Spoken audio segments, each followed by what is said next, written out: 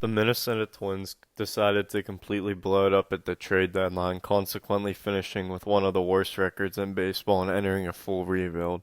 To continue with the rebuild, all of the Twins trading ace Joe Ryan to the Giants, who could use some starting pitching help. And in return, the Twins get Hayden Birdsong, number 5 outfield prospect Bo Davidson, and number 7 starting pitching prospect Carson Wisenhunt, who saw time in the majors towards the end of last season. The trades won't stop there, with the next best Twins starting pitcher Pablo Lopez also getting moved to the Cubs. In return, the Twins will get number 5 outfield prospect Kevin Alcantara, number 10 prospect James Triantos, and reliever Luke Little. The Twins won't stop there, with also trading catcher Ryan Jeffers, who's on the last year of his contract, to the Guardians, in exchange for outfielder Nolan Jones and number 16 pitching prospect Joey Oakey. And for the last trade, the Twins will trade outfielder Matt Wallner to the Reds to free up space in the outfield for the young guys. And in exchange, they'll get Matt McLain to fill the Twins' gap at shortstop and number 17 pitching prospect Luke Holman. After all these trades, that fills a spot in the rotation with Wisenhunt, 2 spots in the bullpen with Little and Birdsong, shortstop with Matt McLain, left field with Kevin Alcantara, and a bench spot with Nolan Jones.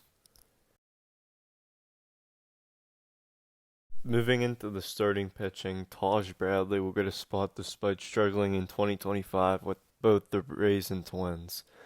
The next spot will go to another struggling starting pitcher, Bailey Ober, who's coming off the worst year of his career after posting a 5 ERA in 2025. Another spot will go to Simone Woods Richardson, who has been solid for the past 2 seasons.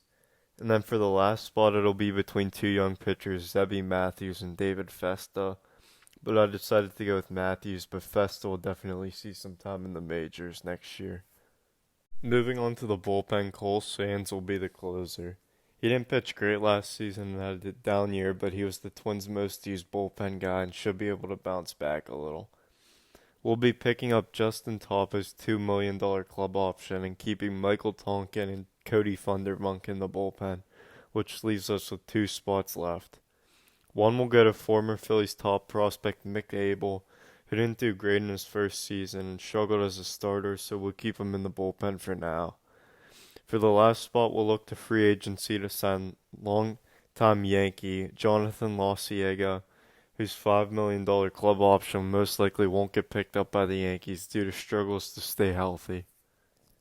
Since we traded Ryan Jeffers, we'll look to free agency for catcher, signing veteran James McCann, and Johnny Pareda will be the backup catcher.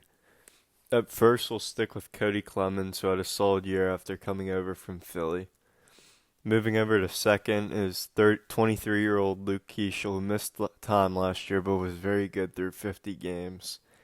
At third will be former number 1 overall pick Royce Lewis, who played the most games of his career in 2025, but also had the worst year of his career last season and is still struggling with injuries. Moving to the outfield and center field will be Byron Buxton, who was finally healthy last season and was probably the best center fielder in baseball. In right is number 4 prospect Emmanuel Rodriguez, who put up good numbers in AAA last year, posting a 429 on base and 852 OPS, and seems like he is MLB ready. Moving on to the bench will be infielder and former number 2 prospect Brooks Lee, who had a disappointing season last year for Minnesota. In the last bench spot will get outfielder Austin Martin. The Twins need to fully commit to a rebuild this offseason and make the team younger.